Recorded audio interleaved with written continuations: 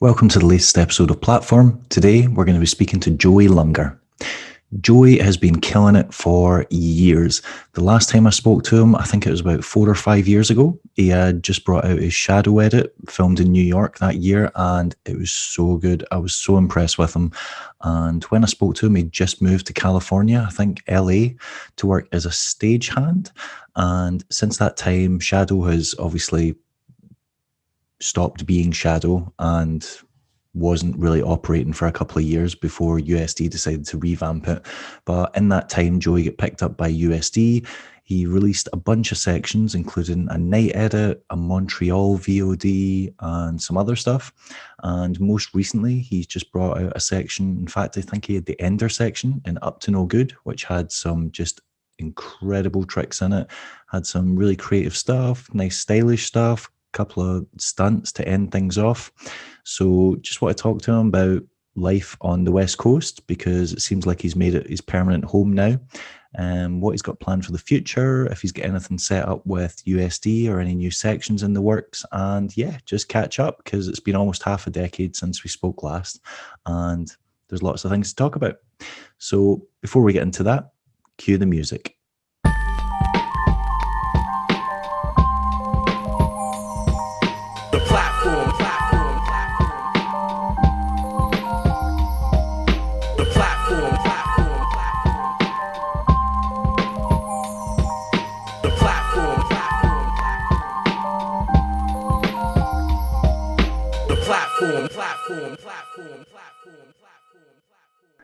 Let's start this again.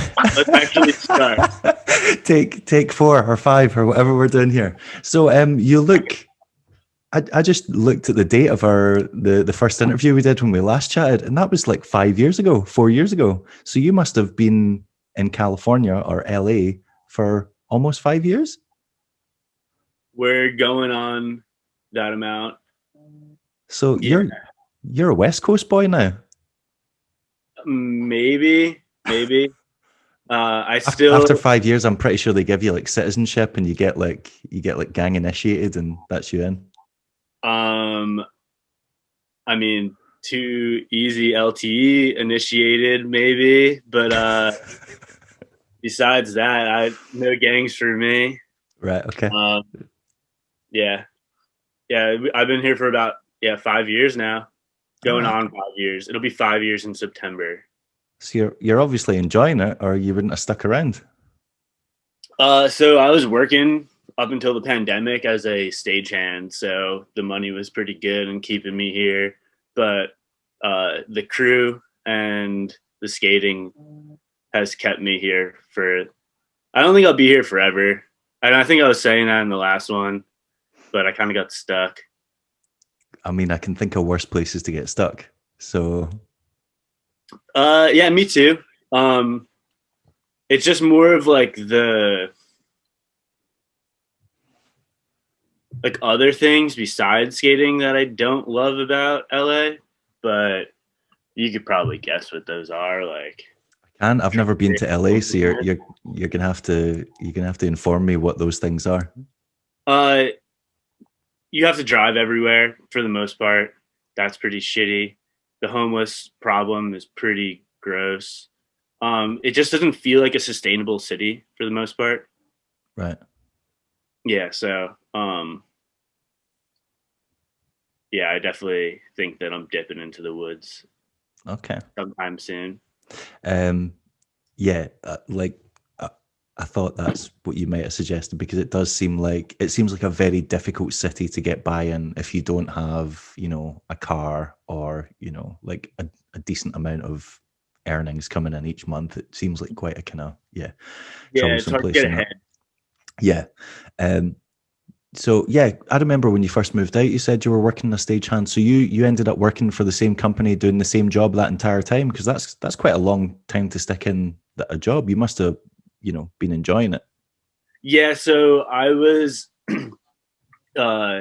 mostly working at the LA Forum, but while I was working as a stagehand, I worked different areas. So I started out mostly doing like prop work,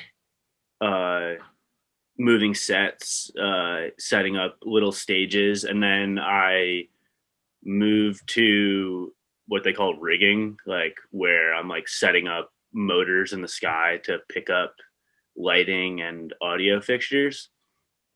So like within those couple of years that I was working the job, I like wasn't doing the same thing, so it didn't feel like I was at the same job really, even though I was around the same people. Right. Yeah, so that was cool. I would That like to sounds get back. like quite a responsibility, like levering about like big rigs and stuff like that, because they're not worth like tens of thousands of dollars. Yeah, mostly what I was doing was I would stand in the ceiling and I would take a rope and drop it down, and then I would pull like the chain of a motor to the ceiling, and then the Right. motor is what's actually bringing the expensive stuff up. Okay. Right. So Yeah, not quite as much pressure and responsibility. All right. no, but I just had to make sure it was fixed correctly, and then like attached to the ceiling. Because if it's attached to the ceiling wrong, then it is no good. That's a problem. Has that ever happened? Has something ever just dropped out the sky while you've been at work? Me personally, fuck no. Right. I So if like something of yours falls out of the ceiling while you're working, they paint it gold. So like everybody knows that you dropped it and like you're a fuck up. Right. Okay. Yeah. Yeah, if I dropped something that expensive, I think I'd just start running. I think I'd just, Well, if you flee. drop anything, like your C wrench, like fucking pair of pliers, like your cell phone, you're fucked. Like everybody's gonna make fun of you. It's a good Yeah. time. Right. Okay. Is LA Forum the one that's got like the concrete like circular blocks outside it? Is that those like the tilted circular blocks, or have I got the wrong place? No, the LA Forum is where the Lakers originally played. Right. So it's like a coliseum looking circle with red stripes going up it. Okay. Right. Yeah. Where's the place that's got like the concrete discs outside it that everyone always skates? Like Frankie Morales does, like I don't know, 540 it over or something. They're like sloped. Oh, No. they're slanted. That's the convention center. Ah, convention center, not Well, forum. it's Right. like in Okay. between the convention center and Staples Center. Right. Like, Got you. yeah. Right. I knew it had one of those kind of names, but yeah. Yeah. Right. Got you. It was thoroughly ripped apart during that ground control edit, the ground control LA edit from the last Blade Cup. Yeah, I remember with like Alex Burstyn and Don Bruce and those guys. Yeah, and they were skating like the down rail, that like this little like aluminum down rail that's a little bit of ways from there. Yeah. Right. Got you. I hear you. Congratulations on the new section and Up to No Good. They gave you the ender. Ender's like that's like pole position. That's like, showing, or was that intentional, or did they just forget about you and shove you in at the end? What's going on? So throughout the process, we thought Lord was going to have the ender, Right. which he clearly has such a fucking banger of a section. It just came down to the fact that when, like, originally I wanted to use like a rap style song, and it wasn't fitting. And the song that I chose is something that I've wanted to use for basically since I moved out here. I've been wanting to use that song, and it worked for the skating, but it didn't work for where we originally had me planned in the video. Okay. So it had to be switched. Like, I didn't want to be the ender until the song. Like, if that makes sense. Yeah, I know what you mean. But like yeah, I really think it was the song that made it so that I like it. My section wouldn't have fit anywhere else in the video. I don't think with the song. It was too like slow and like somber. I'll take your word for it. There were some like low key banger tricks in there though. The like wall, I don't know if you'd call it a wall ride or like a fence bash. The thing with like the fence posts, but that have got like spikes sticking down the way. I would man, that's not a spot. Like if I could go past that like 100 times and be like, nah, not touching that. There's so many horrible just things, and you were close to those as well. Like those that kind of The like like the like hooks, inverted hooks. No, no. Um, so we have a like there's like a skate spot app. I don't know if you guys have that. oh, is it called? Oh, what's the? Is it called like Loan or Loke or no? There's So a that's a few. There's a similar few going around. concept.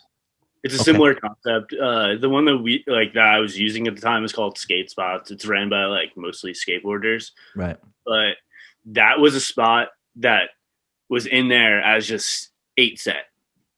They're like, it has great run up. It's an 8 set. And I was like, Yeah. holy fuck, look at that fence. Like, I've been looking for those. Like, I like those types of spots where it's, you're not really sure if it's possible. And I knew I needed a good one, especially because the Chance of Rain boys love a good bar ride. You know, They I got to do. make those Yes, boys happy. that's true. Yeah. Um, yeah, that was a funny one. But I saw the fence in the picture and I was like, oh, this is going down. Fair enough. Yeah, and there's another famous spot at that same school. Uh, Louis Lopez actually just hit it recently, skateboarder, but Germ Okay, hit it way back in the day. right. Um, Also unexpected the ender because the way that it's set up, I'm just like, where is he going? Like you take this big run up and then you just go into like gravel.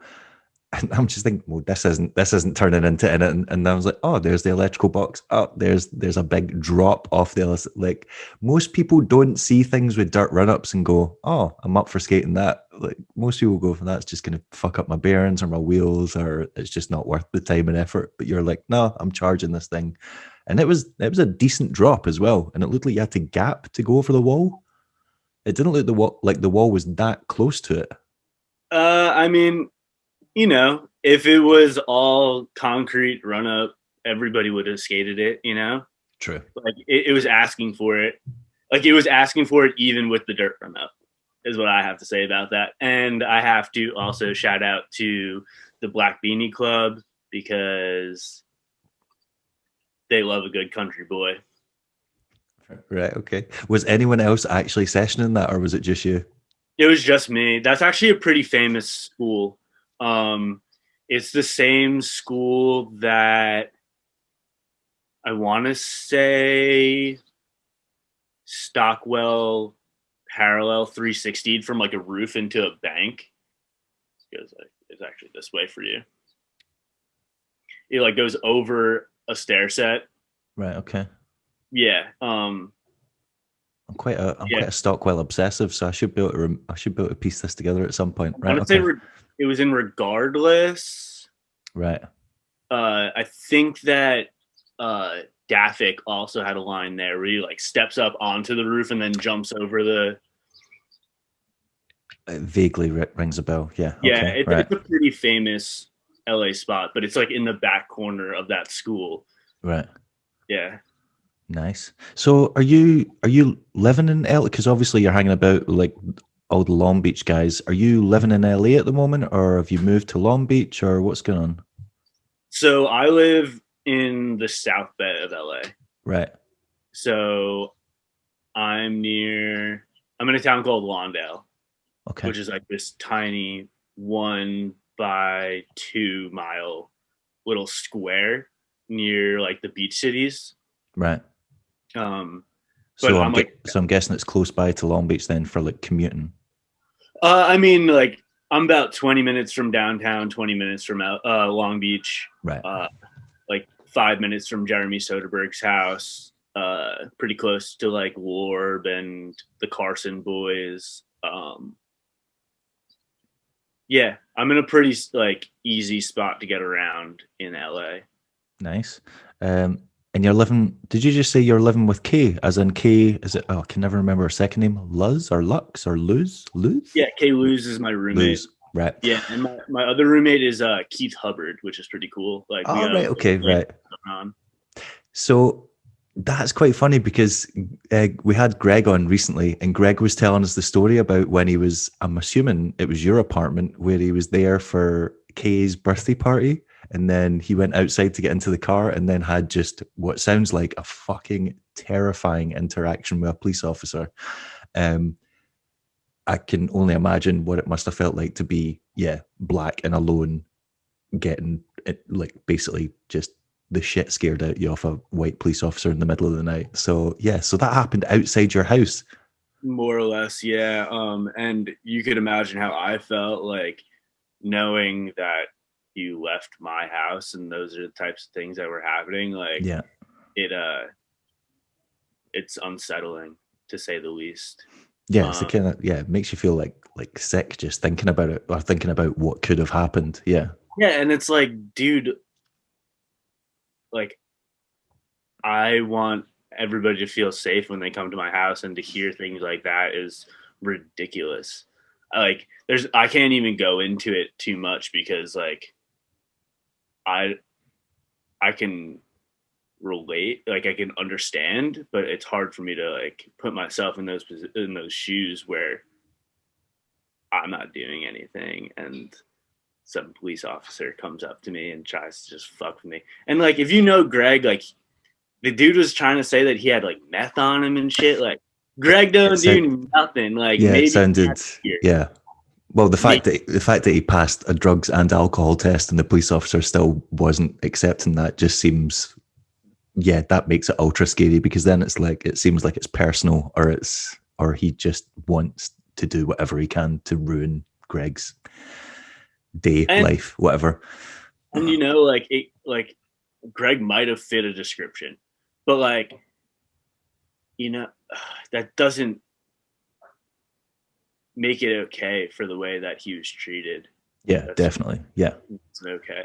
Yeah. When he said the officer was like pushing him about and like basically wrecking his stuff, I was like, that just, yeah, okay. That I would, in my mind would just start going to a very dark place. Yeah, it just hurts. It like just hurts my soul, honestly. Can't Um, say much more than that. Like, yeah, but thankfully it didn't, yeah, it didn't go as bad as it could have. And he did manage to get away because that, yeah, just sounded horrible. Um, so you've basically got like a blade house on the go then. That's pretty cool because it must mean more often than not you've got someone to session with or yeah. yeah, And Kay's like I'd never even heard of her until Greg put her in. I think it was I want to say it was Boltless Future, and then saw clips of her in that, and I was like, whoa, yeah, she's not holding back. She's like got good style, not afraid to take a slam, and I'm pretty sure I've seen her skating handrails in other sections as well, or in other edits. yeah, she'll hit a down bar. Like, she skates. Yeah. She's a great rollerblader. She's been skating for a long time too. Like before she moved out here, she's a East Coast person as well. All So right. What? yeah, So from New York or she's from Connecticut originally. right? Okay. Yeah. So like we sessioned a bit back then, but really became close when I moved out here. And then basically my parents moved to Vegas. My dad's been back and forth, but my parents are in Vegas, so they moved into the spot that I'm staying at. Right. And I was staying at with them. Okay. Yeah. Nice. And Yeah, Keith Hubbard as well. I'm So what were sorry. you gonna say? No, no. uh, She's just been skating really well recently, and yeah. it seems like this year is going to be a big year for her. So, for anybody listening, keep an eye out for the girl Kay. Is that your way of saying she's working in the section? We're going to see something just her. Is that what's happening? Maybe, I don't know. We'll see. Everybody's like back to work. Like as soon as we finished the video, like everybody was on the tip where it's like, all right, we're moving forward. So All right. So you've already started working on a new project. something like that. I love how you like hint at something and then instantly withdraw. You're like, and then just don't tell me. Right. Yeah, Cool. you're welcome. You're welcome. Oh, thanks. I think that's pretty much called teasing, but right, okay. So when you first moved out there, you were skating for Shadow, and then obviously Shadow died a death, and Powerslide didn't know what to do with it for a couple of years, and then you jumped onto USD, but you seem to be doing just fine rolling around on Aeons. Um, yeah, when Shadow was done and I wasn't getting skates anymore, I actually stole a pair of Jordans, like beat up Aeons, just trying to get as far away from what it felt like to have shadows, because there's so many moving parts that after skating them for I skated shadows for about 4 years. Yeah, 4 years. And after all that clanking around for such a period, I wanted something that didn't move at all, like no parts whatsoever. The most solid thing that I could put on my feet, and I couldn't think of anything but Aeons. Also, the sole is really similar to a Shadow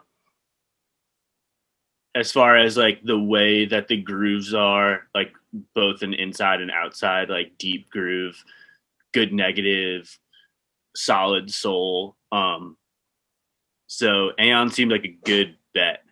And then when I fell in love with him, and then I started filming feet, and through filming feet, they're like, dude, you can't be on these pieces of shit. Like, I was skating a pair. I might have them sitting here, actually. Nope, I don't.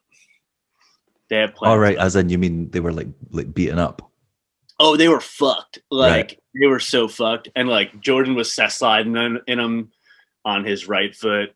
So, like, I didn't have, like, a natural sole, really. Um, yeah. Luckily, he doesn't do too many set slides with his left foot, so I still had a top side. But um, yeah, so like halfway through feet, USD ended up sending me a pair of skates, and then from there, I've just been doing that.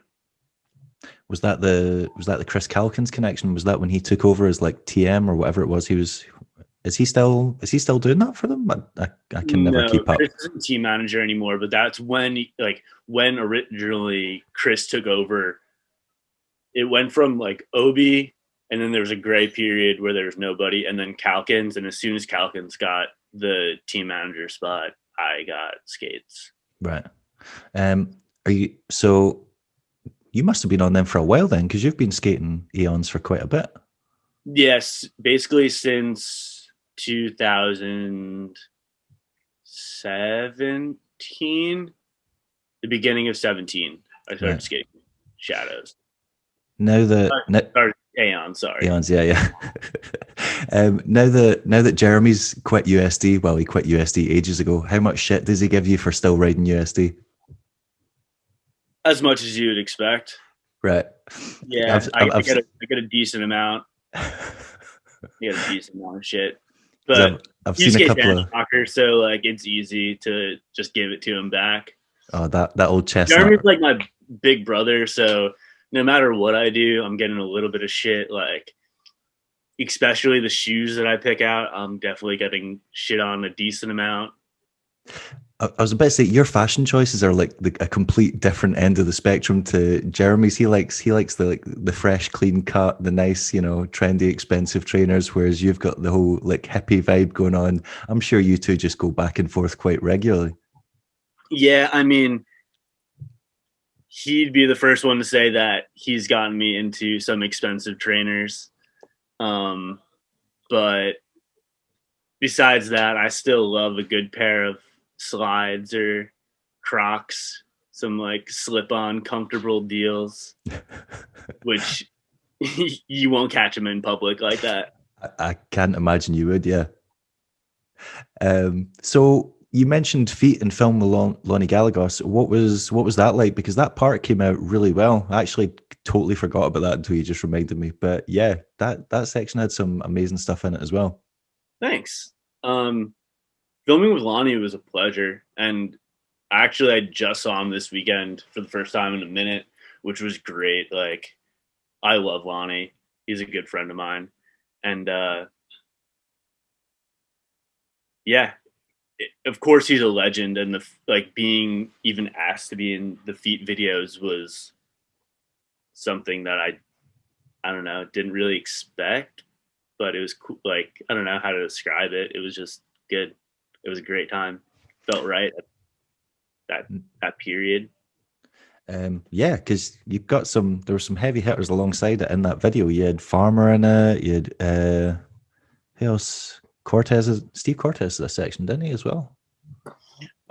Steve did not have a section in 4, but like Brian White did, Yes, which he was did. really Yeah, awesome. forgot So that. I Brian always came. I always get 3 and 4 mixed up because 3's the one that had Sizemore and Farmer, and then 4 is the one that had right. Got you. Yeah, Because 4 had the Cruz Sapstein section in it as well. Yeah, that was got right. Cruz has a section in both 3 and 4. Yeah, but yeah, Cruz is important. We had a Jeremy section. We had a Tim Franken section. Tim section's fucked. Like a bunch of those tricks that are like not real. There's a Rob G section. Trying to think who else has like full features. Chris has a section. yeah. Pretty sure that was Rob G's last full street section as well, wasn't it? Because that was the one. That was the one where he did the massive kink reel and then got like wrote off at the end of it. That might have been 3. Damn it! Right, I'm definitely getting these both mixed up. Yeah, right. Okay, I'm gonna stop. They kind of blend. They definitely blend. Yeah, because they feel the most similar. Like 1 and 2 feel similar, and then 3 and 4 definitely feel similar. Yeah, right. Yeah, I'm gonna stop trying to pinpoint them because I'm definitely getting them both mixed up now. Yeah, since that video came out, Lonnie's basically like disappeared in the blading world. You don't really ever kind of see him putting anything out. What's he been doing with himself recently? If you said, because you said you just bumped into him recently. Yeah, we were skating a school near his house, so we just hit him up, and he came out and skated for a little bit. I think he's just on like a life tip, just doing his own thing, like a little bit away from rollerblading for now. It seems like he tends to do that. He'll probably be back. Yeah, because he's making. And if you want him to be back, go hit him up. Like I'm talking to the listeners here. He'll like that. Send requests. Yeah, because he's making music videos and stuff like that now, isn't he? Or is that right? I think so. Right. He's always done that on the side. Yeah. Like even when we were filming feet and like after feet, he was always in that realm of video and editing and different things. Yeah, I was sure. Yeah, I thought I remembered him doing that. Right. Okay. So it kind of seems like you guys have got like a really strong group out there because like the whole kind of like Too Easy LBC thing. Like Greg's making videos, obviously Soderbergh's always filming and like collecting clips and things like that. And now you've got, oh God, my memory is gone today. Who was the guy that filmed Up to No Good? That Greg basically showed how to use a camera or got him to get a camera. What's his name? So his name is Dennis Lopez. That's it. Oh man, yeah. I'm blanking on everything today. If you don't know who he is the most stylish rollerblader. His clips in the video were nice. Yeah, he's so stylish. Like pretty much anything that he does, like you can film. Like it doesn't matter. Like he's picky, but like he's so naturally stylish. But so Dennis was like the commander kind of during this whole thing, but the filming was done by mostly Den, then me and Germ, and then Warb and Jordan also were main cameras pretty much. And then Dennis edited the whole deal. Yeah. It's got that kind of, it kind of reminded me of, what was the video that Soderbergh did? is it Master? It was either Master Shredder or Master Splinter. Is it that? Where it's basically got the whole like hood humor vibe to it throughout the whole thing, which Yeah. it seems like a good continuation for the crew because like even though the videos are made by different people, it's got the same vibe to it, and yeah, like the same very similar music as well. So yeah, I like that they've got a kind of they've built their own or made their own little like standard or niche within rollerblading where they're like, this is what we want to portray. This is the kind of style we want to go. So yeah. You just got to remember, like, they're homie videos, like, and that's how we treat each other. Like, there's a little bit of shit talking, like those like little snippets in between the sections is kind of how we would talk to each other.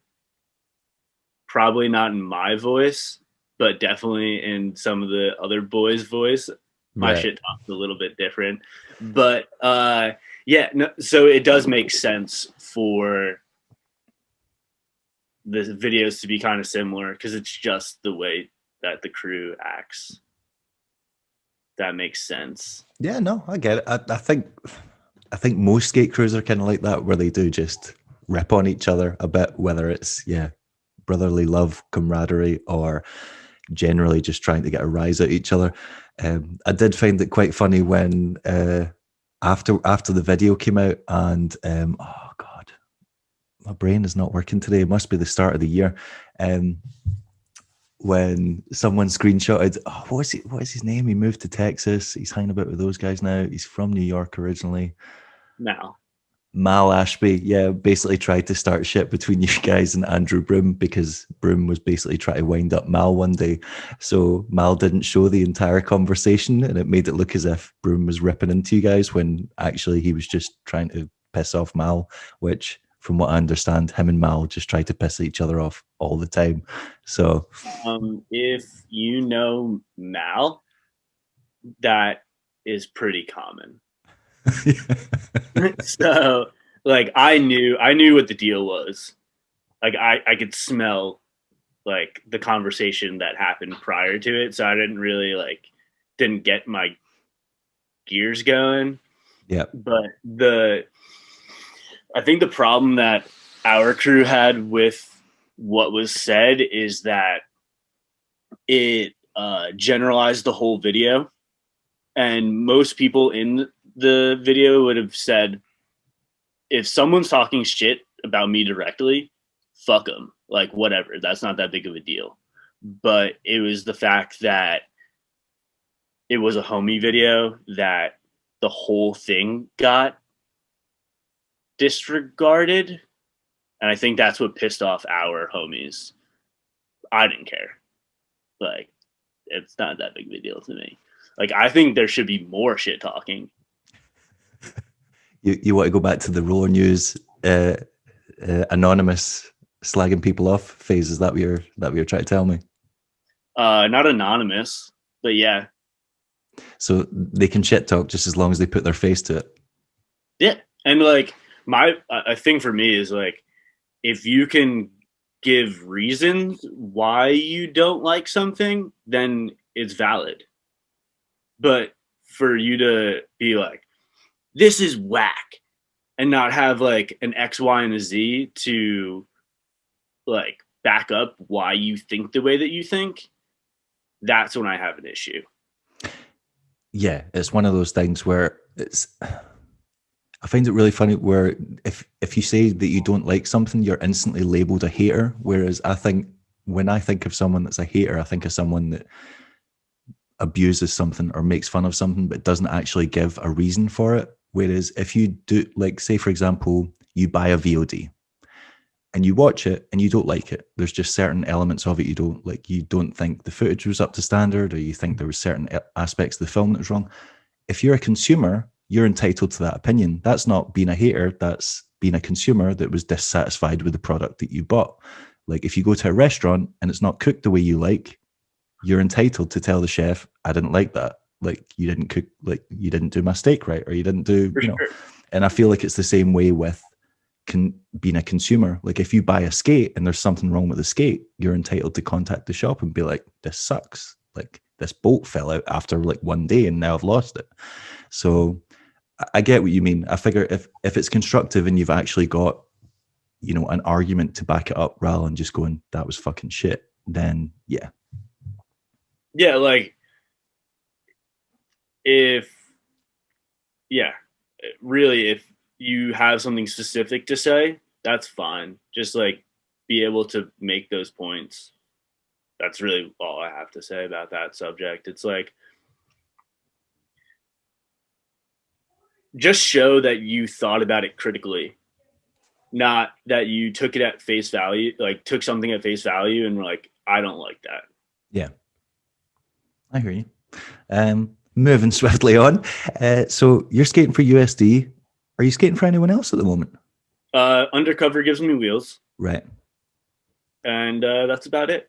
Because I was kind of curious if you were being a double agent and you were on Moonshine as well. Because I know like some of the guys in your crew are like affiliated with those. So I was wondering if you were getting wheels from Undercover and Moonshine. But then if you skate flat, then you wouldn't have any use for their anti rockers. Although they're now bringing out their own wheels as well. They've got Soderberghs and something else, right? But see, I was going to say, I'd imagine you would have bought a set or got hooked up with a set because of the Soderbergh connection. Yeah, I bought a set. Right. I paid money for them because one, support rollerblading, buy as much as you can, and two, like I said earlier, Germ's my best friend, like one of my best friends out here, and he's deserved it for so fucking long. And he did get shorted, like he kind of got fucked by USD. So it's really awesome to see that he finally does have a pro product and like he put in the work for it. So he deserves it. And if you haven't bought the wheels yet, go buy a pair. Regardless if you're going to skate them, just go buy a pair. Give that boy some money. You know, wheels or don't just come. Venmo him. Venmo Jeremy. That'd be sick. You know, wheels don't come in pairs, right? Excuse me? You realize that's like my ultimate pet peeve when someone refers to wheels as pairs, because a pair is two. Yeah, but we call pants pants. It should be a pant. No, because it's like pant leg, so it's like one leg, two leg, pants. Yeah, but pants would be like me putting on one leg in one pant and then another leg in another pant, and those would be pants. Okay, I'll take that argument, but I'm still saying if you're going to call a set of wheels a set of wheels, you don't call them a pair. This isn't a shirt. It's got two arms. I don't know. It depends how many. If you've got enough rips in it, it could become shirts. Valid.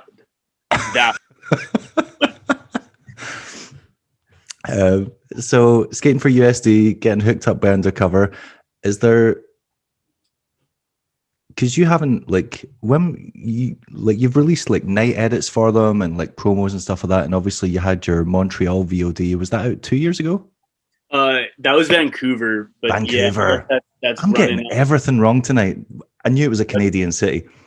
Yeah, that's running on 2 years that I did that, and I guess it was a VOD. We just couldn't.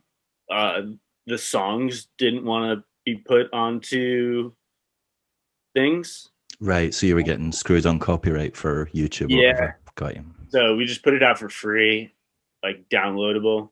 And some people gave us money, which is cool.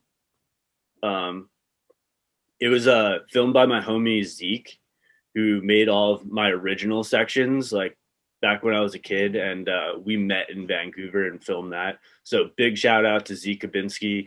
He's a great filmer, really a scholar of rollerblading. Another one of those people that can talk and think critically about skating, which is important to me. Nice. So have you got any future projects lined up for like doing for Powerslide or USD or things like that? Because I know that you've not just made aggressive edits for them, you've also made like free skate stuff as well with the big wheels, haven't you? Yeah. I like the big wheel stuff. It's fun for me. I think that it's a good tool for aggressive skaters just to really bring it back to the basics. And they're fun to make edits.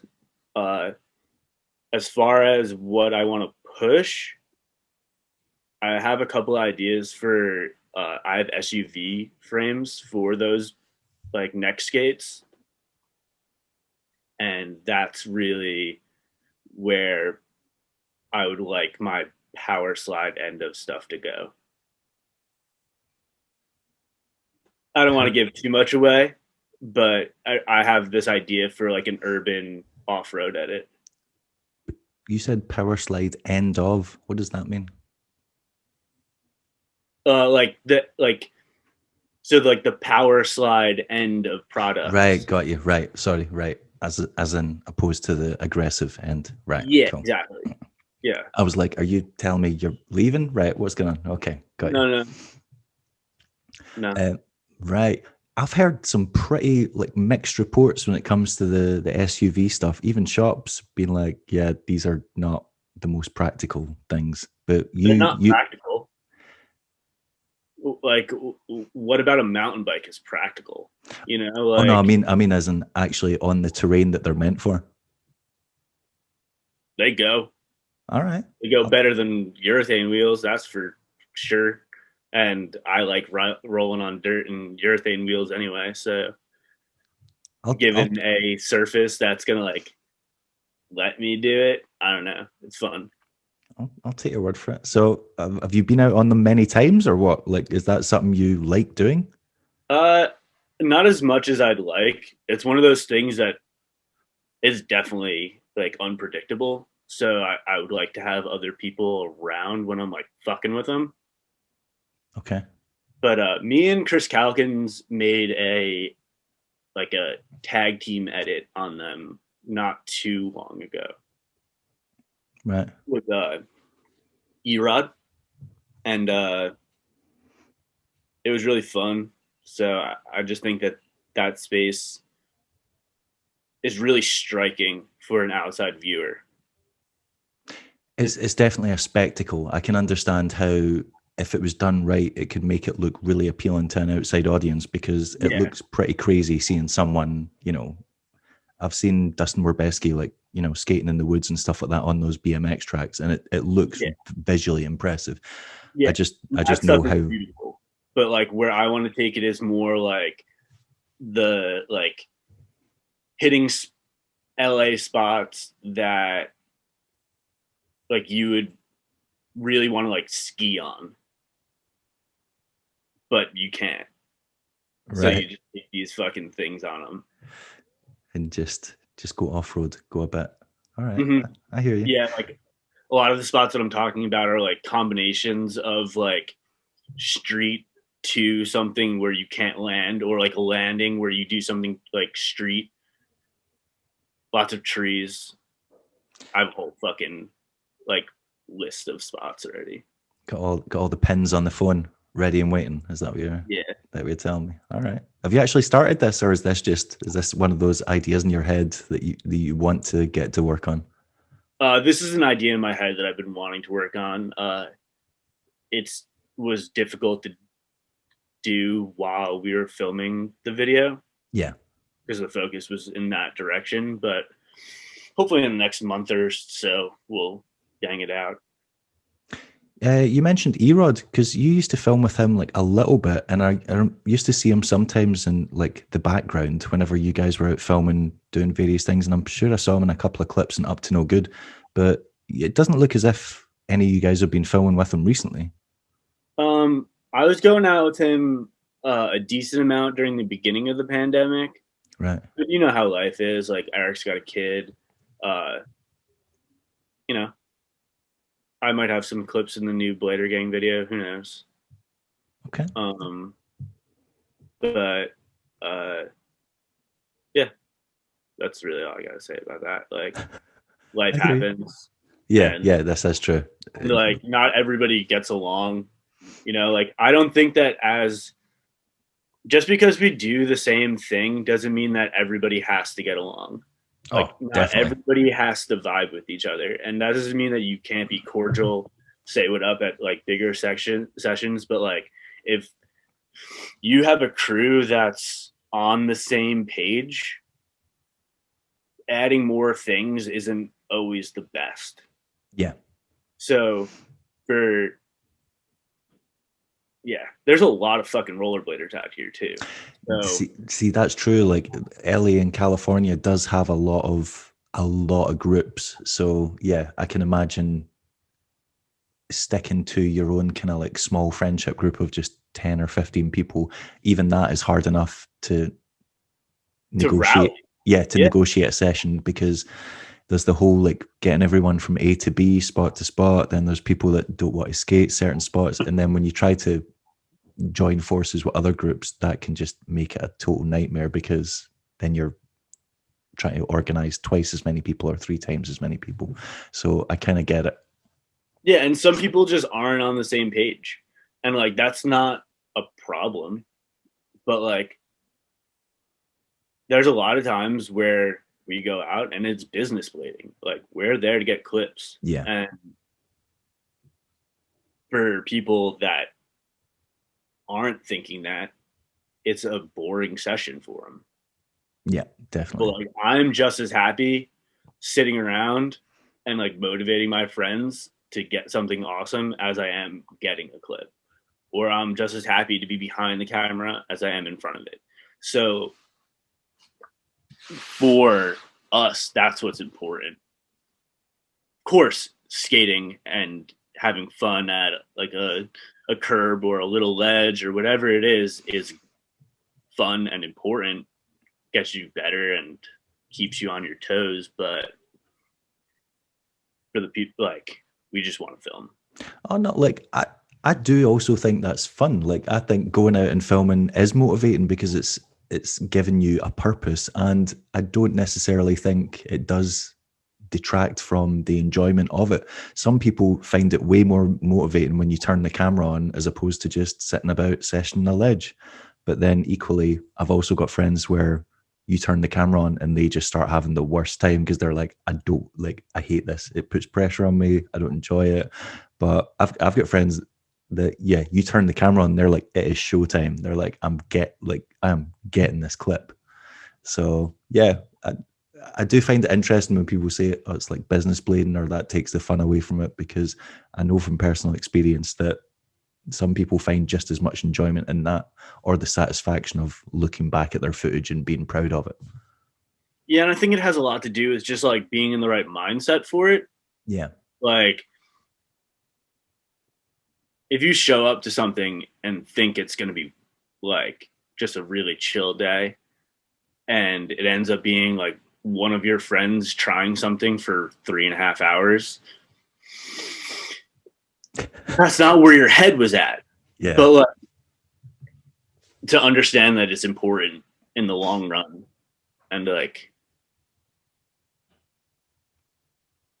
to be able to be stoked through that process, I think is something special. Oh, definitely. Yeah. Battles can go either way. They can be if the person lands it, it can be great celebration, motivate. If they don't, or if they do land it but just get hurt and beat up in the process, it can be really just demoralizing for them and everyone around it because it's just brought the entire mood of the group down. So yeah, Well, it, there's fancy beers for both situations, so it'll be all right. Like, this is very true. yeah. You mentioned earlier like things that you want to support. Like what brands and like I don't know brands or individuals or videos and things like that. Are you like they're getting my money? Like I think they're doing good things for Bladen. Um, I mean, Too Easy, of course. Like, I pay for all my Too Easy stuff because Greg deserves it. Um, Basement, I'll, I'm buying something every drop. Um, I mean, I support them as much as possible because they're paying their riders. Um,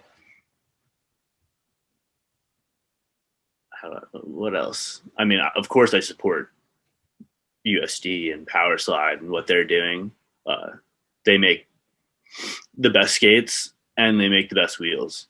So that's, I mean, most other wheel brands that claim to be independent or, you know, not undercover are made by undercover. So well, they're poured by A&D. Yeah. yeah, so even if you're buying another brand, more than likely you're buying theirs. You just don't realize it.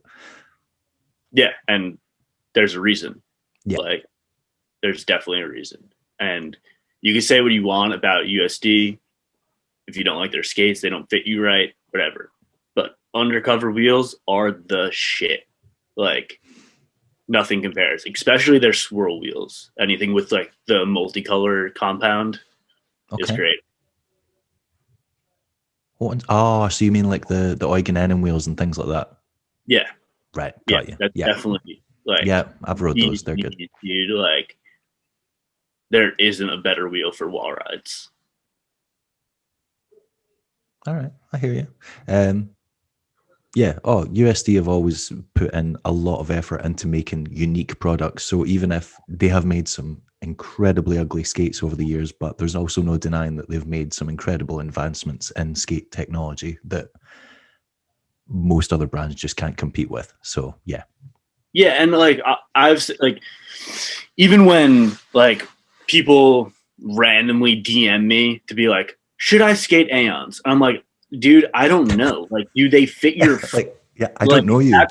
that's really my biggest thing. Find a skate that fits your foot. Yeah. If it fits your foot, you're gonna have the best time. Like, regardless of the sole plate, regardless of the flex, if it fits your foot, you're gonna figure it out. The Yeah. Aeons fit my foot, so we're in a good spot. That is true. It's one of those things. I regularly get into conversations with people and they're like, oh, this skate sucks or this skate's really good. And I'm like, I don't really buy into that. I believe that it's very much an individualistic thing. And some skates fall apart or some skates don't perform as well. But I do believe that if it suits you, then that is the best skate. It's the best skate for you. And that can be any brand. It's just whatever works best with your foot shape or your arch or because I've tried skates that people have sworn by and been like, these are absolutely torture on my feet. And then there's ones that people have slagged off and I've put them on these are like a glove. So yeah. Yeah, and that's based on your foot. And like, so I think it was Colin Martin that said this. So you take your foot and you take the liner out of the skate and you make sure that your foot fits in the boot correctly with no liner. Right. And then from there, you pick a liner that's going to fill those spaces the best. Does that make sense? Yeah, I kind of get what you mean. Yeah. It's so like for me, my foot fits really well inside of the Aeon. But when I put the second skin in it, it's too thin. So now I get the intuitions in them with a little bit more of that extra padding around the toe and in the heel, and it fills in those gaps like almost perfectly for me. Yeah, I know what you mean. Yeah. You do that with any skate. Like, stick your foot in a Razor Genesis. I don't recommend it, but you should if that's what you're into. Put your foot in it and then see how much space you have on all of the sides. And then you pick a liner based on that.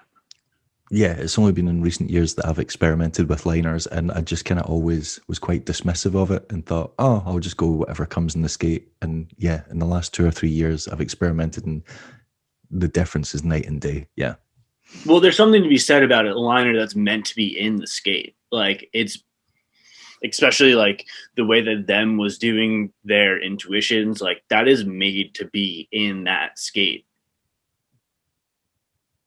But that doesn't mean that your foot is made to be in that liner with that skate. True. Yeah. Yeah. All right. And yeah, it's all preference. Like whatever makes your boat float, do it. That's why I always find it really. Like, I have a homie out here, not going to name any names. He knows who he is. Bashes his fucking toes on the inside of his skate all of the time. And it's like, dude, just pick a different skate. Yeah, stop torturing yourself. Yeah. Straight up.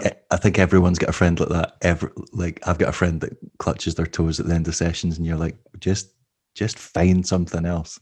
Yeah.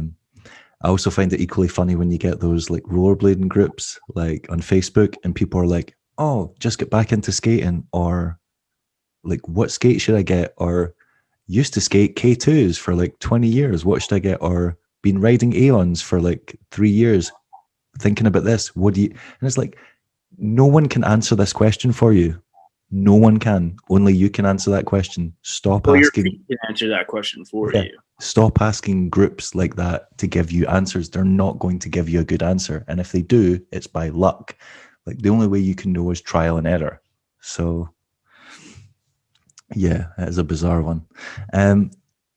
You're clearly loving the skates and they're complimenting your skating. Has there been any like dialogue between you and USD of like anything that you can do to move up the ranks, or do you want to move up the ranks?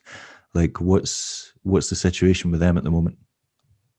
I mean, USD is pretty stacked on their pro end. So I think really, as far as anybody moving up, not just myself, it's really a matter of like somebody else stepping down based on the way that they have their team structured. Right. So not much dialogue on my end. I mean, clearly that means that you think that I should move up the ranks. I don't fucking know. I'm not putting But words in your mouth. I was just asking like if you have motivation to do that, because I some have people. motivation for it for sure. Like, this is what I do. I skate every day. Like, especially since quarantine, I skate more or less every day. Um, so I'm more or less a government sponsored rollerblader at this point. So it would be nice for rollerblading to do that for me. I don't know if that makes sense, but yeah, of course, those things would be in my sights, but it doesn't seem like it's happening anytime soon. I like that term, government sponsored rollerblader. I like that. That's got a ring to it. I don't know. Never say never, and it's one of these things where I think some of the pros today, if this was like 5, 10 years ago, would never have been given an opportunity. They just wouldn't have got the chance because blading wasn't in that place and it didn't celebrate individualism. And there's people getting pro skates now who no one could have foresaw that. And I think that's a great thing because it shows that maybe we're becoming more mature or becoming more open-minded to like people that don't just fit into a certain bracket. Because for a while it was like, if you weren't into this type of skating, you never went anywhere. And that went through different phases throughout blading, whether it was doing the biggest kink rail or doing big switch ups or jumping off roofs or the whole like crazy breakneck tech era that happened where everyone was just getting hurt all the time. Whereas it feels like now there's the broadest range of diversity we have. So if there was an opportunity for you to go pro, surely now would be the biggest potential for that happening. It's the best era for it. I'd have to agree with that. I also think that like our generation saw what happened to the generation before us. Yeah. Which is like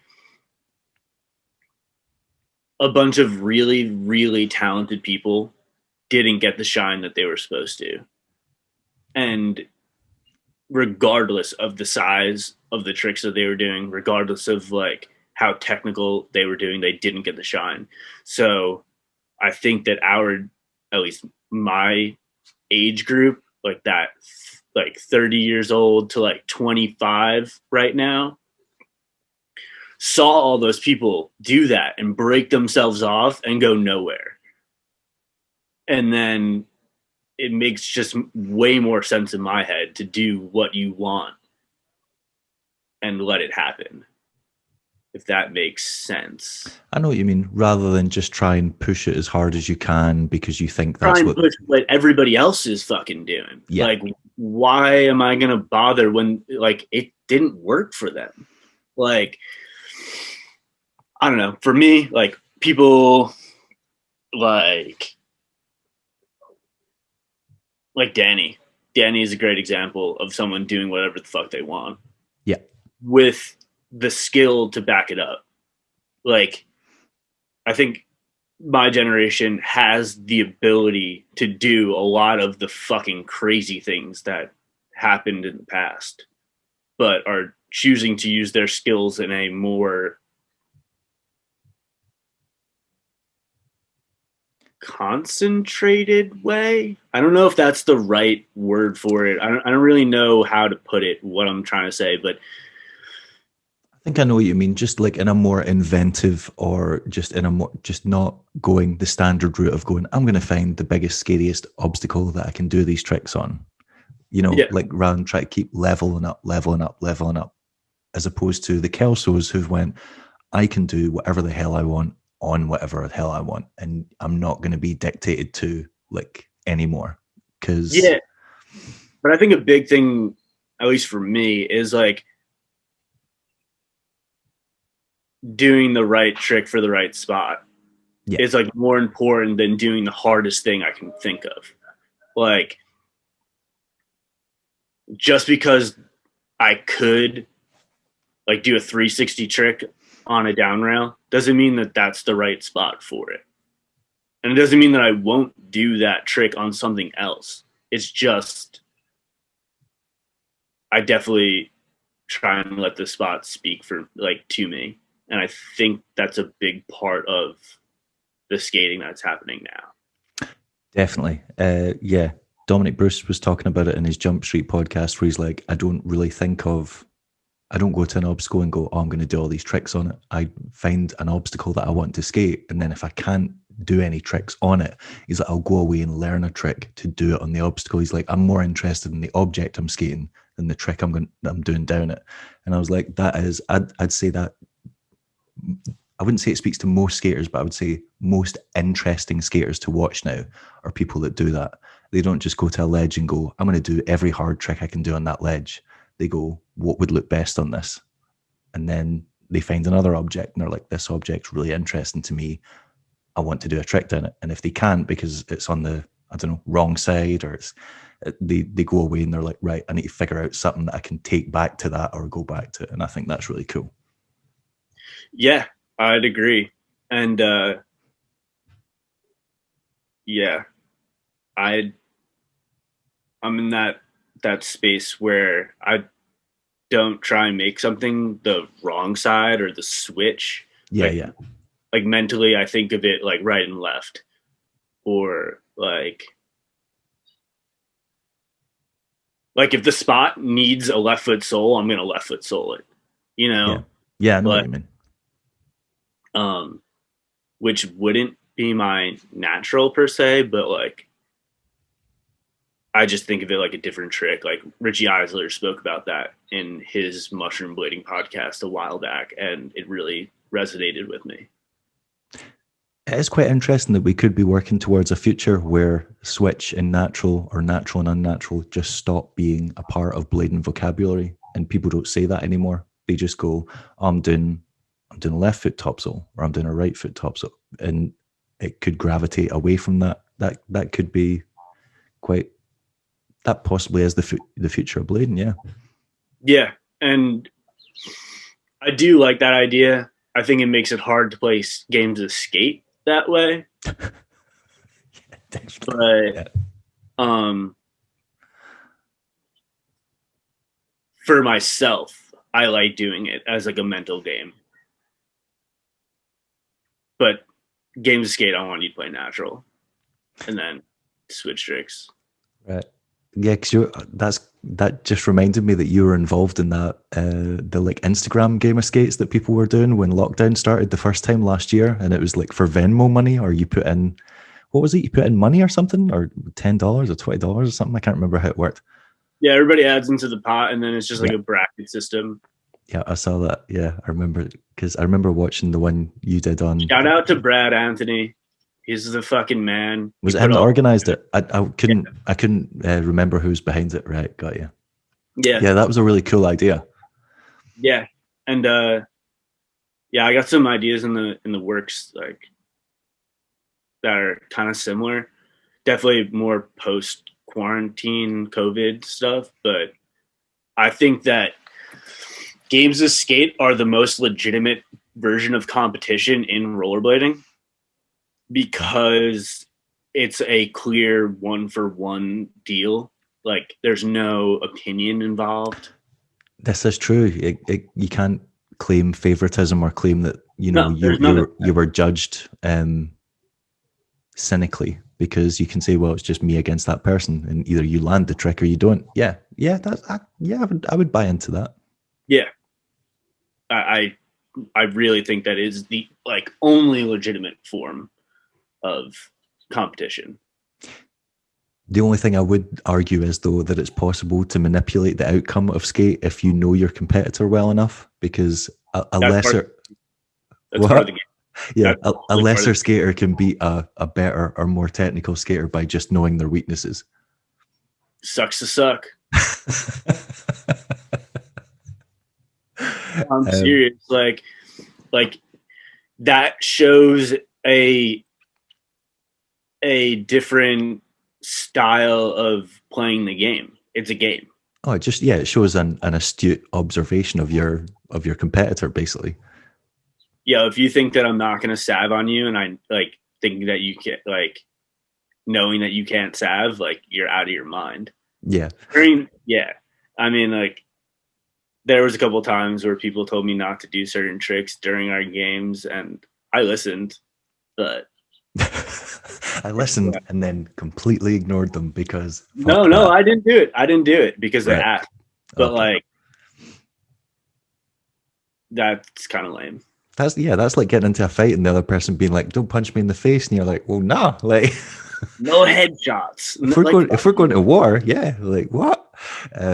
Yeah, it's quite funny because I like whenever I play skate with friends, I like to throw in like really snide tricks that people just don't do anymore. So like acid royales or like wheelbarrows and 9 bars and like really old, like uncool tricks, like what did you call it? An acid royale? like I guess like Like an acid rain? Ezekiel Anderson, yeah, used to call them acid rain, but then when you call it acid rain, some people don't know what you're talking about, so you have to specify. So I'll do those like backside. I'll do like a backside acid rain, or I'll do it like the farv way. So your front foot's farv, your front foot's back farv, but your back, yeah. So it's like true top acid, but and it just messes with people because they're like, you do a back Okay, farv, yeah, but your yeah, back like foot's in the acid, yeah, you and do like a true mistrial yeah, but yeah, your back foot's not over. is on the edge block, yeah. And people are it just infuriates them because they're like, no one does these. No, The one that I like to do is like grab tricks. So like grabbed H block tricks while playing skate. So like grabbed royale or like double grab UFO yeah. for tall people. It's pretty funny. I gotta urinate so bad though. I'll be right back. Right, cool.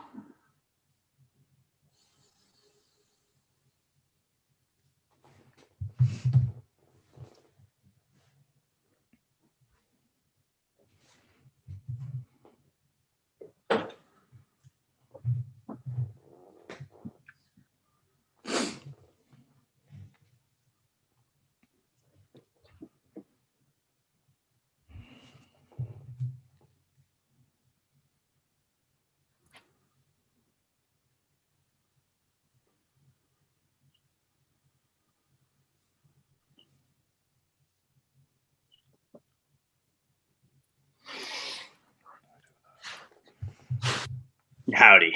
And he's back, refreshed. I've actually only got 2 questions left for you, so you're pretty much off the hook.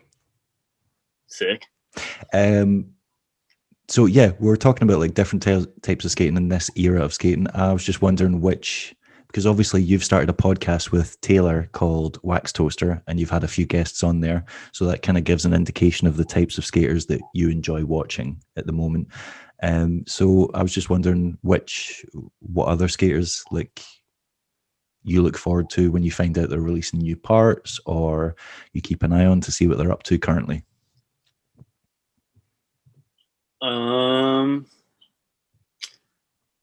That's a difficult question.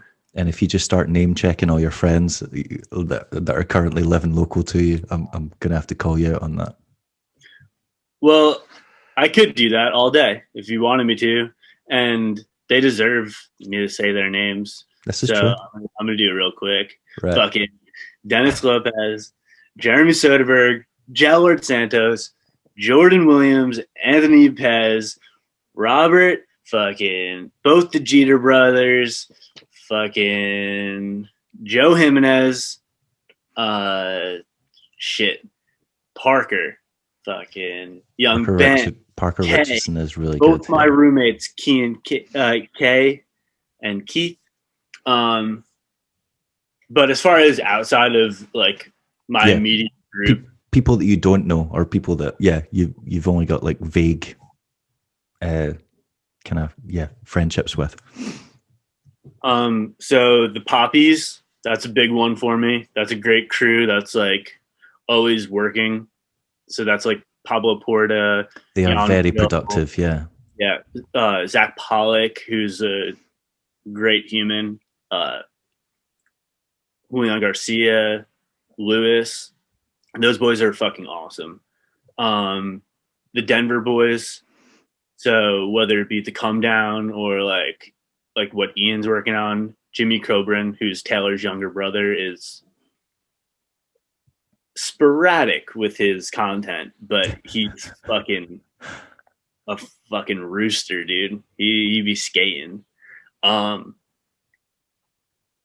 Chance Rain guys, love all their skating. Great eye for spots. They're building a legacy over there. Yeah, their catalog is just getting ridiculous. Yeah.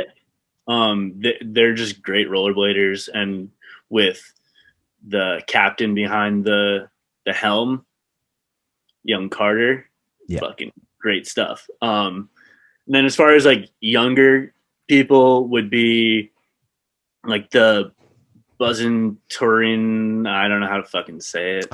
Barzentorga? Yeah, there you go. I know who you mean. Yeah. Yeah.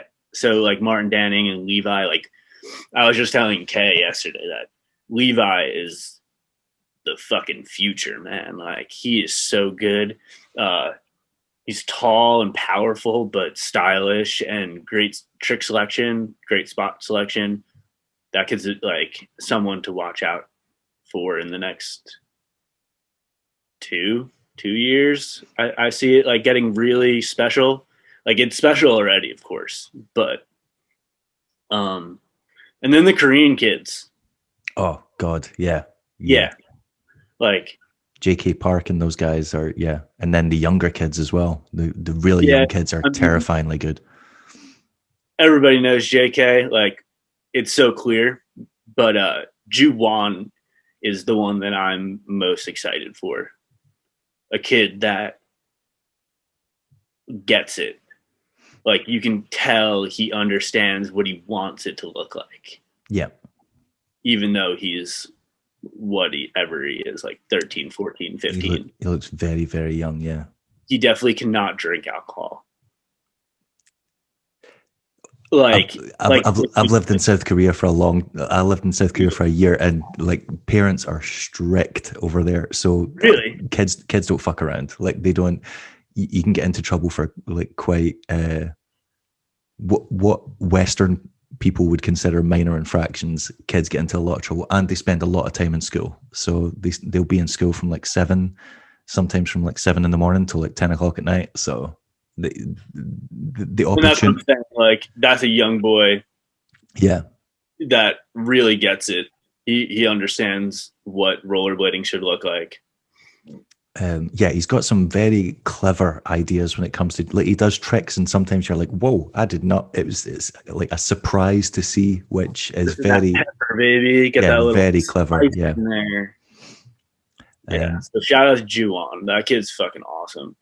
But yeah, Nice. of course, like Parker, and then like the San Francisco boys, like everybody that was in Hit It Wet, like those people really stoked me up. Like all the boys from New York stoked me up. Like there's some great skating going on in Texas. Like, and America's got good skating.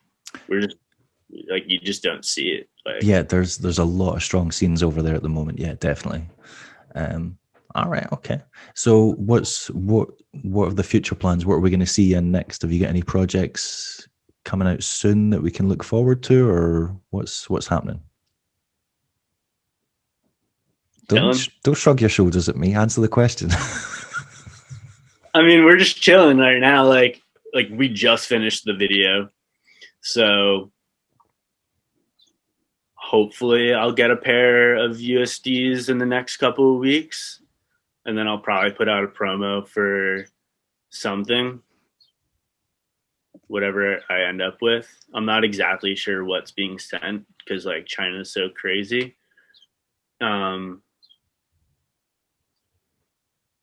Yeah, as far as that's concerned, like I'll probably go up to San Francisco again and film a little bit for Hit It Wet. I was just going to say, you're going to have to put in a performance for Hit It Wet 2, or whatever the hell they're going to call it.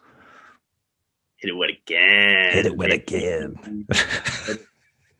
Keep it wet, hit it wet, all the wet.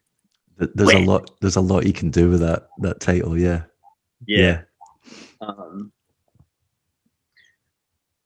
Yeah. So I have a couple clips for that so far.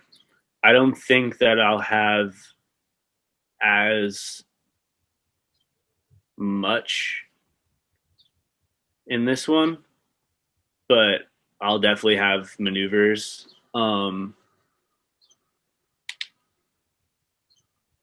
Yeah, it's really just going to be like filming around here. I'm hoping to travel once things happen. There's been some talks of potentially skating with some of the Denver boys in the future. Some trips with us. I was about to say, because you've been up to Colorado a few times, haven't you? Because you like to snowboard as well. Is that right? Yeah. I snowboard and I ski. I'm pretty trash at skiing, but it's fun because I'm trash. Okay. And I like watching it. I probably watch more skiing than I watch skating, honestly. But yeah, I haven't been to Colorado in a couple of years. I was actually just talking to Jimmy about making my way up there and just hanging out with him and his girl and his dog, Obi, little Jedi fucker. Nice. Yeah, nothing really like set in stone, man. I'm like definitely day by day over here because of how the things are looking COVID wise. Yeah, in the UK we've just went into lockdown again, so it's like everything's closed. You can go to supermarkets, you can go outside for exercise, and that's it.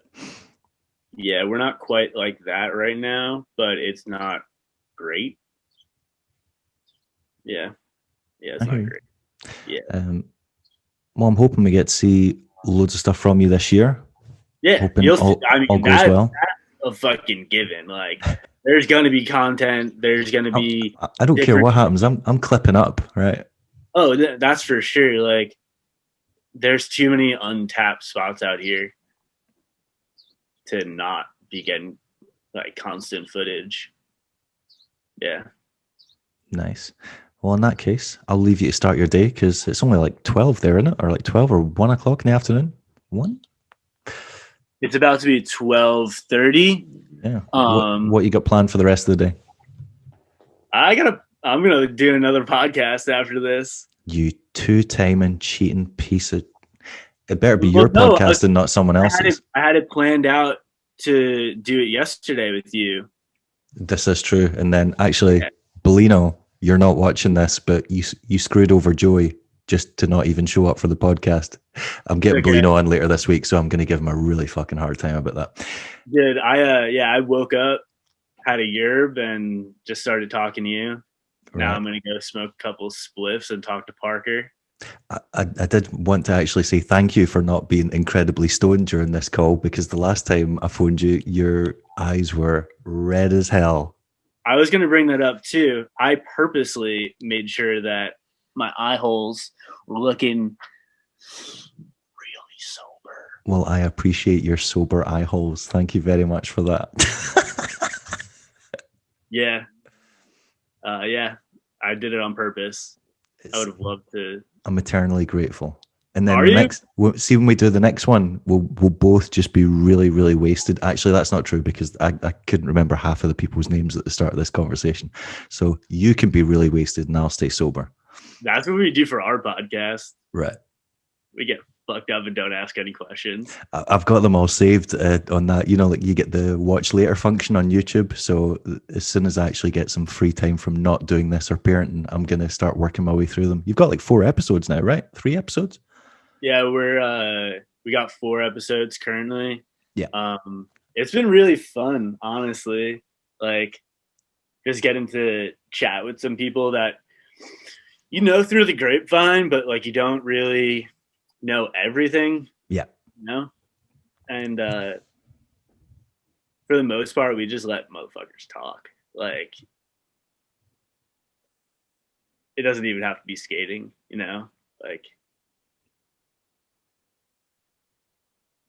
for us, it was really just an opportunity to give light to people that don't really get to be heard.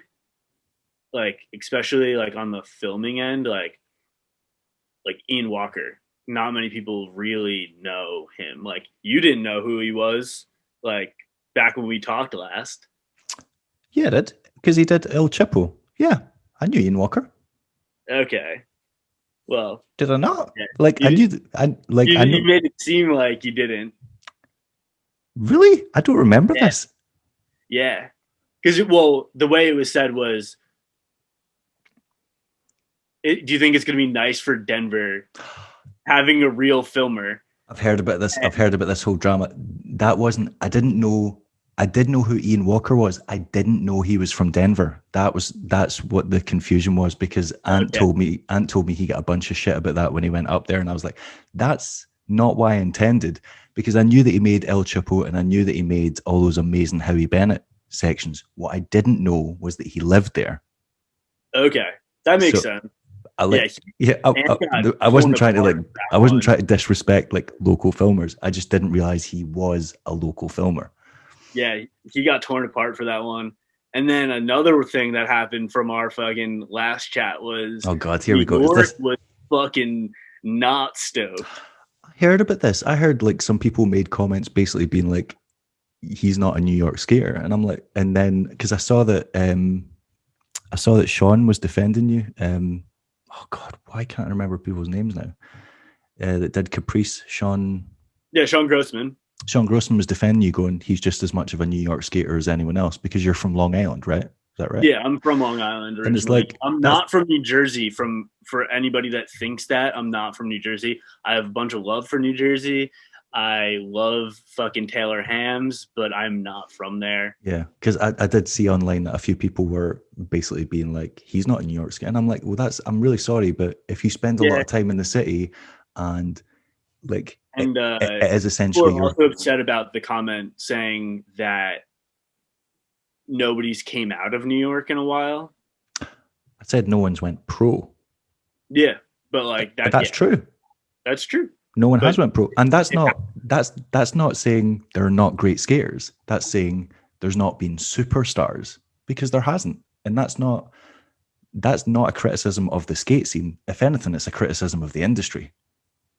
I agree, and I didn't take it that way when we were speaking about it, but when I read it back, that's when it sounded that way. It's one of those things that can be, when it's in text and you you don't hear the surrounding things, or there's not enough content. But then if you explained every single statement that you made, the text would be like 5 times as long. Yeah. So you kind of just hope that people use their brains and interpret it in the correct way. But yeah, I can understand how sometimes it does get mixed up. But yeah, I Yeah, it kind remember. of scarred me from like I never wanted my yeah, I'm being dead serious. I didn't want to put my words in writing anymore. Like um, even if you look at my Instagram, like I barely will like make comments. I'll just leave an emoji because I don't want things to be misconstrued. Like uh I think you can hear a lot of how I'm feeling through my tones versus like what I'm saying can really sound shitty sometimes. So I just don't want it. Like I just leave it alone. I know what you Um, mean. Yeah.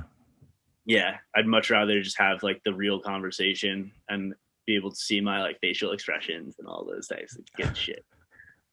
Well, in that case, I'm closing things out by apologizing because I didn't realize I'd got you into so much trouble with that interview. I didn't think that interview was even remotely controversial, but clearly I was mistaken. It wasn't bad for me.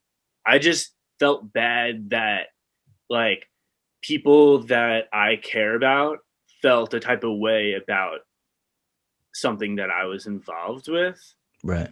Does that make sense? Yeah, yeah, I know what you mean. Yeah, like Styx is a fucking great homie of mine. Like, uh, I grew up skating with James Perez, you know, and he was upset by some of the things that were said, and that sucks. Like, and like I don't want people to be upset about like rollerblading shit. Like, there's way more important things out there. But This I this is also very get true. it because like this is something that's very important to a lot of people.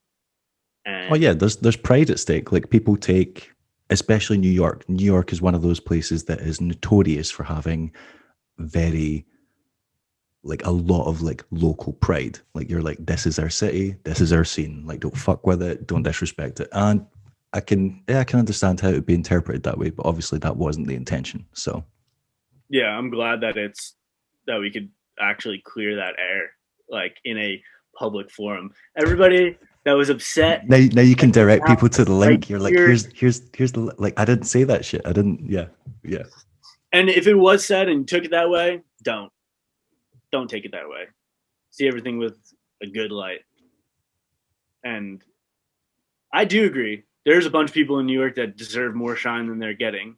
And it's really awesome to see dudes like Chino getting picked up by gods. That's what I mean. It feels like it's only now that skaters from that area are starting to get recognized. But there was a period of like 5 to 10 years where it felt like just no companies were picking up any of those skaters. Yeah, yeah. And it just had to do with like the way the media was being like put out, I think, personally. Yeah, Like possibly. now that Jordan's really taken the like reins of what like true New York skating should look and feel like, it's I think people resonated with it a lot more. Ghetto community have definitely they've created their own little like movement thing going there, and yeah, it's funny to see it like snowball because I remember when they just first started putting out like little montages, and you were like, all right, and then you can just see everything like developing, like the quality of the filming's getting better, like the skating's getting better, and then they've obviously got the clothing line, and they're doing events like pop up shops and things like that, and it's really cool to watch something from its very beginning, like developing.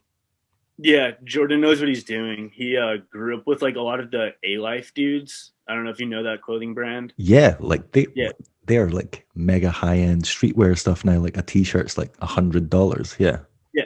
So he grew up with those boys, and those are the people that like taught him to film.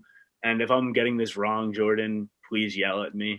I whatever. But yeah, it seems like he learned a lot of that through the skateboarding like culture out there, and really made it into his own thing where his videos feel like skating in New York for those that haven't been there. It's like Yeah. this raw but clean thing. I don't know how to describe it. You're It's in these like raw situations, but it's there's still definitely these yeah. giant buildings and like beautiful things around you. So I think he captures that better than most people. It's definitely got the kind of grimy street vibe to it. I think whenever I watch it, it reminds me of like 90s skating. Like when you see it, like it's got that kind of aesthetic to it, which Session vibes, like yeah. people will be skating the same spot, like back to back. Like it does feel like skating in New York, which is great. And it's really awesome that those boys are getting shine that they deserve. Yeah, definitely. And it looks like they've also got stuff in the works as well, because they had, I see like they have people like staying over, and like Jordan has like Zach Savage and stuff like that saying, so they're obviously working on something because the footage hasn't appeared yet. Whether it's, I don't know, a bigger video or whatever. Yeah. I've been smelling something coming from that way. Right. I don't want to speak for them. I mean, it's like it's like real. It's like a not a very good secret. Like they're obviously they haven't brought out like as much content recently, so they're obviously stacking for something. Yeah, it's definitely not that well kept, but like I haven't heard anything specifically, so I don't want to speak for them. All right, but from me, please make something because it's awesome. Cool. Well, now that we've cleared the air and you're safe to return to New York City, I think we're good to wrap up there. I've been all right. Oh, so what you're saying is I'm not safe to go to New York City. I'm not safe. Shit. Right. Cool. Yeah. So what you're saying is you're welcome. Hopefully, I'm now safe to go to New York City, but you know. You're straight. Right. Cool. Well, thanks for taking the time to do this today, and can't wait to see you bring out this year and hopefully speak again soon. Yeah, dude, this has been fun, and I hope that this continues. Thank you. And just real quick, like shout out to USD, shout out to Undercover, shout out to LTE. Fucking learn the economy, son. Fucking Too Easy, Hit It Wet, fucking Come Down. All of the boys, if I'm not mentioning you, you know who you are. If you have to question it, probably not friends. No, I'm just fucking around. But this has been great. And if you haven't seen The Wax Toaster, you probably won't like it. Or you do, or if you haven't seen it yet, you have to binge watch it because now there's a selection to choose from. Yeah, there's a selection, but it'll be good. If you want to watch Joey and his friends get stoned, watch The Wax Toaster. I haven't been getting stoned during the fucking podcast. So today will be the first time. Oh, I haven't been getting stoned during it. Sorry, you've been getting stoned beforehand. Sorry, so correction. Beforehand, if you want to watch Joey and his friends stoned, then watch The Wax Toaster. Tara will probably smoke a spliff or two during it. But yeah, it's fun. It's fun. Do you have people drink on here? Yes, Gabriel Hayden got a bit tipsy during his, because it was quite funny because he'd say something and then as it went on, he'd say something then instantly backtrack, or he'd say something and I'd ask him to clarify it and he'd just change his opinion entirely. And I'd be like, that's okay, you're a little bit drunk. So heavy, man. I love that shit, man. Or further, the further we went into it, the more he started making fun of people, and I was like, okay, you might end up saying stuff you regret here. Nah, that's what I'm looking for.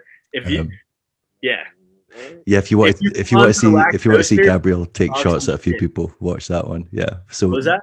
If you want to see Gabriel take shots at a bunch of people, watch his episode. Yeah. Okay, cool. That sounds great. I've watched Greg's, and I watched Russell's. All right. Okay. Yeah. Yeah. I've been like kind of staying away from the rollerblading podcast just because I started doing it and I didn't want to get like too influenced by the way that other people were doing it. So I've been mostly sticking to like Tim Dillon as far as like my podcasts are concerned. I don't know if you listen to him, but he's a fucking rap. I do not. Dude. Right. I've heard of him, but I haven't listened to anything. Shout out Long Island. fucking great export. All right. Yeah. Right. Fuck I'll it. leave you to it. But yeah, thanks again, and don't get lost. I'll try my best. Right. Speak soon. Peace.